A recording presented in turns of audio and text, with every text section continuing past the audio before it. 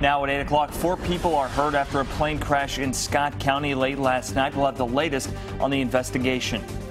Police in Nicholas County will head back to a lake this morning to search for a swimmer they say went missing.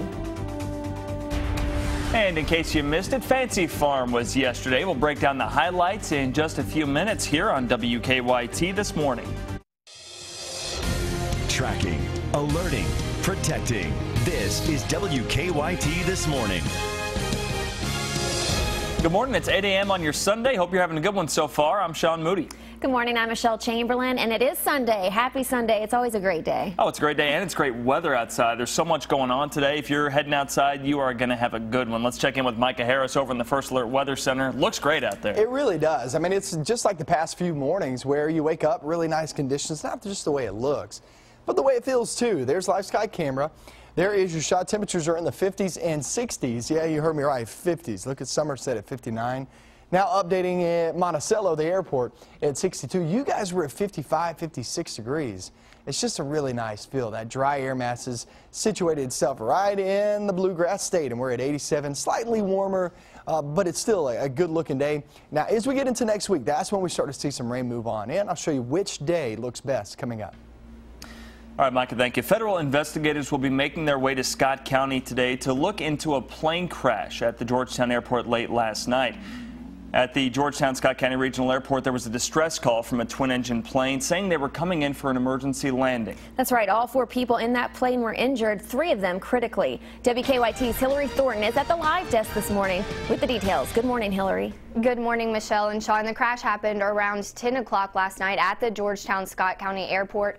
As officials say, the pilot of the twin-engine prop plane was attempting to make an emergency landing.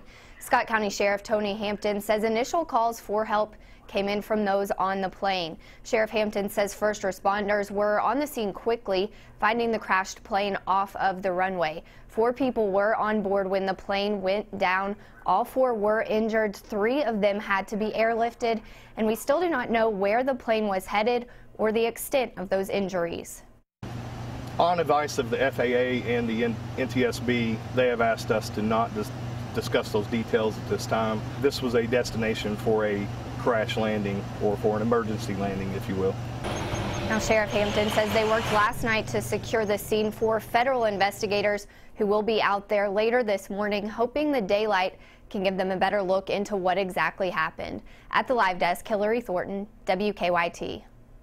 Crews in Nicholas County are set to return to Lake Carnico later this morning after a swimmer went missing. Crews were out until 2 o'clock this morning looking for someone witnesses say disappeared in the water.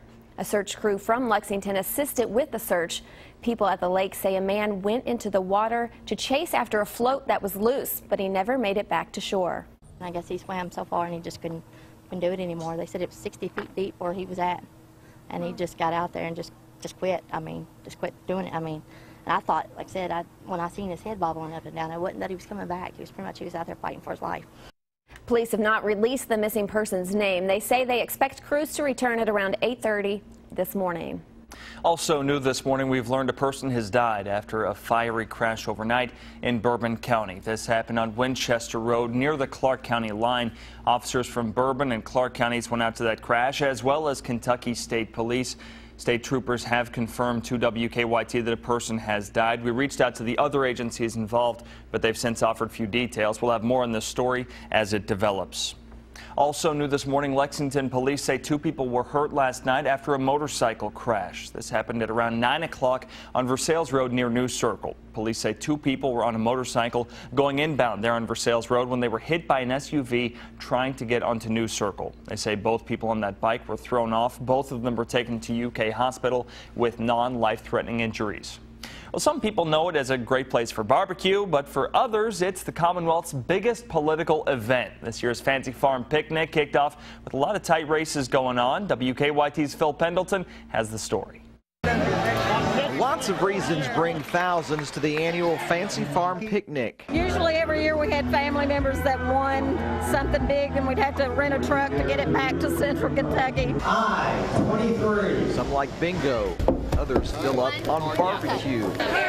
Everyone loves the stump speaking with its history of heckling and one-liners. So, Steve, come on up here. Mitch McConnell reminded the crowd of Steve Beshear's selfie last year that Beshear said was to memorialize the U.S. Senator's last fancy farm. Then McConnell gave the governor a signed copy. Said, Steve, enjoy your retirement. I'll still be working. Mitch McConnell, Majority Leader, U.S. Senate.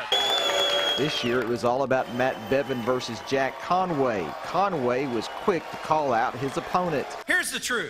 When someone like Matt Bevin lies to us about the big things and the small things, we can't trust Matt Bevin to look out for us. Bevin, meanwhile, never talked about Conway. His segment instead called for unity. We are celebrating our divisions, and we're doing it in a childish way that frankly does not resolve any of the issues that we face. But this year, a fresh face to the frenzy whose following really has nothing to do with politics. Give him a big round of applause. Come on. Kentucky Sports Radio host Matt Jones was the MC who was quick to remind everyone that Senator and presidential candidate Rand Paul did not attend. So Rand, look at me. Look in the camera. Come back home. You're not going to win. You have this fusion of politics and sports, but it's all competition, and that's what Kentucky politics is, if anything. It's very competitive, especially now. And at Fancy Farm, most say it's all good. Graves County, Phil Pendleton, WKYT. Now, the Fancy Farm community has a population of less than 500 people. That picnic attracts as many as 15,000 to the town. Tomorrow, President Obama is set to release the final version of America's Clean Power Plan. That plan is a series of environmental regulations from the EPA aimed at creating a set of emission standards for America's existing power plants. The White House says their goal is to reduce emissions by 30% by 2030. Opponents, though, are worried that these new regulations, if implemented, would negatively affect the coal industry.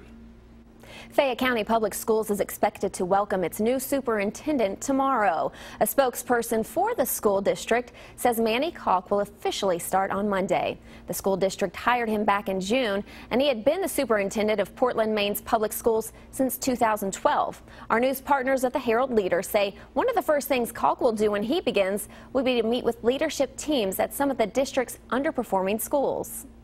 The best of the Fayette County School District starts in just about a few weeks. School is set to start back up a week from Wednesday. This weekend, the school district is teaming up with the city's YMCAs to host back-to-school rallies. Saturday, more than 5,000 children at rallies across the city received backpacks filled with school supplies. Douglas Park hosted one of those rallies. Organizers say it's just another way to promote the park as a safe place following a recent string of violence. I think it means to this community that that everybody cares. That the focus has been all summer on Douglas Park, and that this is the first event before school starts back up, and that everybody cares and wants to help the park be successful and to have another positive event at the park. In all, organizers held 16 rallies across Lexington. WKYT This Morning is just getting started. After the break, it's the little things that count. A Louisiana man is paying it forward with nothing but a Sharpie and a piece of poster board. That story is next.